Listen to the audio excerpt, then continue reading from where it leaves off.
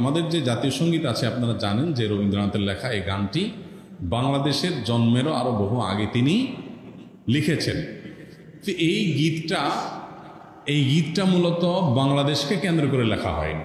বাংলাদেশকে কেন্দ্র করে যেটা লেখা হয়নি সেটা কেন বাংলাদেশের জাতীয় সঙ্গীত হতে যাবে, এটা একটি বিষয়। আরেকটা বিষয় হলো যেই গীতের মধ্যে কোথাও বাংলাদেশ শব্দটাই নেই সে গীত কীভাবে এদেশের জাতীয় সঙ্গীত হতে পারে। বিধায় আমি তো মনে করি যে এই দাবিটা অযৌক্তিক না, যে আমাদের জাতীয় সঙ্গীত পরিবর্তন করা এটা সময়ের সবচেয়ে গুরুত্বপূর্ণ দাবিগুলোর মধ্যে থেকে একটি।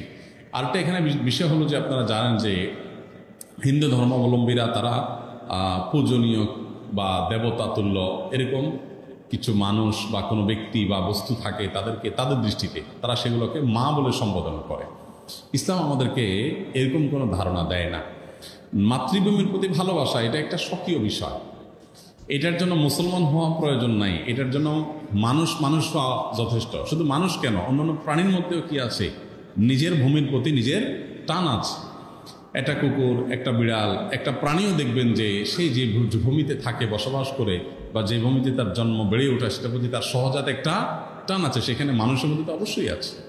আমাদের প্রিয় নবী সাল্লাল্লাহু আলাইহি ওয়াসাল্লাম মক্কা থেকে যখন হিজরত করে মদিনায় আসছেন, তাকে যখন কেবলা পরিবর্তন নির্দেশ করা হলো, তিনি যখন ফিলিস্তিনের দিকে নামাজ আদায় করছিলেন, তিনি বারবার করে মক্কার দিকে যেন কেবলা করে নামাজ পড়তে পারেন, নিজের মাতৃভূমির দিকে ফিরে যেন তার সালাত আদায় করতে পারেন, সেজন্য আল্লাহর কাছে বারবার করে বিভিন্নভাবে আর্গুমেন্ট পেশ করছিলেন। আল্লাহ তাআলা কোরআনে সেটা উল্লেখ করেছেন, ফালানুওয়াল্লিয়ান্নাকা কিবলাতান তারদাহা, হে রাসূল অচিরে আপনাকে আপনার মনের মতো আপনি যে কেবলার প্রত্যাশা করছেন সেদিকে ফিরে সালাত আদায় করার নির্দেশ দান করবে। এখান থেকে বোঝা যায় মাতৃভূমির প্রতি সহজাত টান থাকা এটা একেবারে প্রাকৃতিক একটি বিষয়।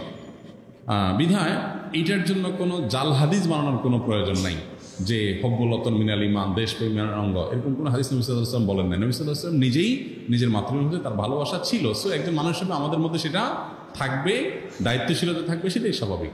আলাদা করে জাল হাদিস বানানোর প্রয়োজন না। যাই হোক, তো মাতৃভূমির প্রতি টান এক জিনিস, আর সেটাকে পূজা করা আরেক জিনিস। ইসলাম আমাকে এটাকে পূজনীয় করতে বলে নাই।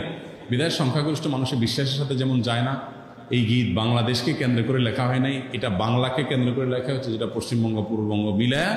অতএব এই জ্ঞান মূলত এই দেশের জন্য না, যার কারণে এই গীত বা স্লোগান বাংলাদেশের এটা পরিবর্তন হওয়াটাই হলো যৌক্তিক।